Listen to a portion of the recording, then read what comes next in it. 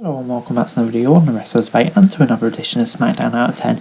And yeah, a big episode of Smackdown today. We've got lots of stuff happening with Brock and Roman and stuff like that. And we're just getting closer and closer to WrestleMania. So yeah, going to be an interesting show as we get ever closer. So let's get straight into it. And it kicked off with a recap of last week's event, which led to Brock Lesnar chasing Paul Heyman out of the arena. Roman Reigns was back this weekend and Universal Champion headed to the ring with Heyman and the Usos. After using his spiral and acknowledging him, Reigns said he was looking forward to beating up Lesnar tonight. Heyman let us know that due to weather issues, Brock Lesnar was unable to make the show.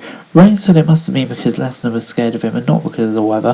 Heyman interrupted the tribal chief, and once more, in the latest update was that Lesnar is indeed landed in the city and was headed to the arena. Roman Reigns handed Paul Heyman his title belt to secure it, was heading backstage, with the Usos possibly sent to seek Brock Lesnar. Backstage, Roman and the Usos got in an SUV, but Lesnar showed up with a forklift and drove it right into the car.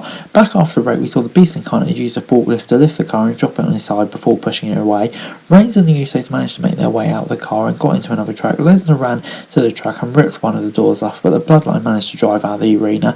I mean, this was just bloody brilliant. Brock Lesnar headed to the ring with the door on the truck and stomped on it before leaning on the thing. He called Reigns out and said that he was going to destroy him at WrestleMania before walking off. I mean, this was just bloody brilliant. I love this. Really, really funny stuff.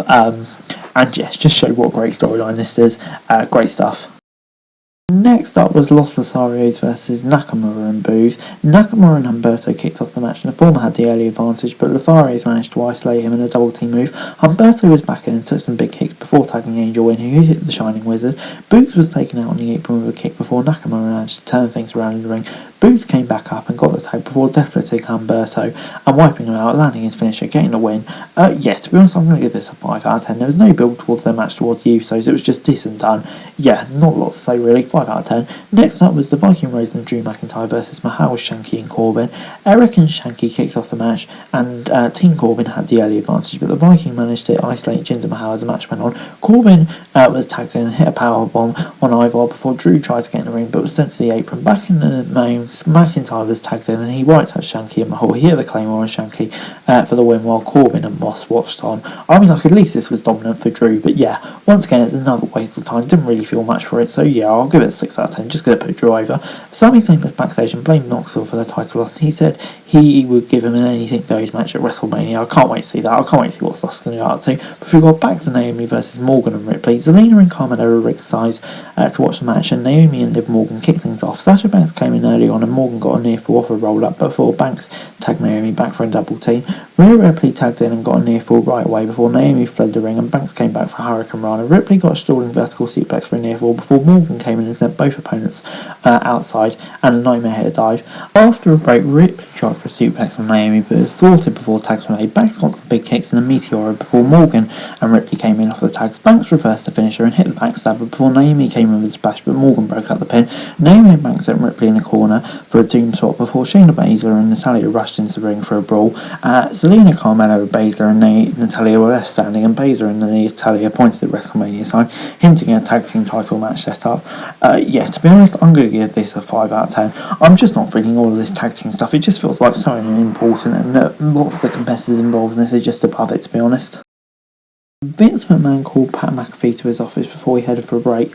Back on the show, Natalya and Baszler were added to the women's tag team title match at WrestleMania, making it a fatal four-way match. McAfee then came out of McMahon's office, and it was not clear whether he and the chairman spoke about it. Pat McAfee headed out to the ring and talked about his first time he saw pro wrestling and how it changed his life. He recalled Michael Cole's offer to join WWE, and that he took it right away before Theory came out. McAfee said that he's supposed to apologise to Theory or he would lose his match. McAfee jokes around and semi-apologised while calling him names at the same time. Theory accepted the half-assed apology and walked backstage. Vince McMahon, the snippets are starting to come in. I'm mildly looking forward to it, to be honest. Next up was Kofi Kingston versus Holland. Kingston unloaded on Holland as the match started and sent him outside for a big kick on the apron.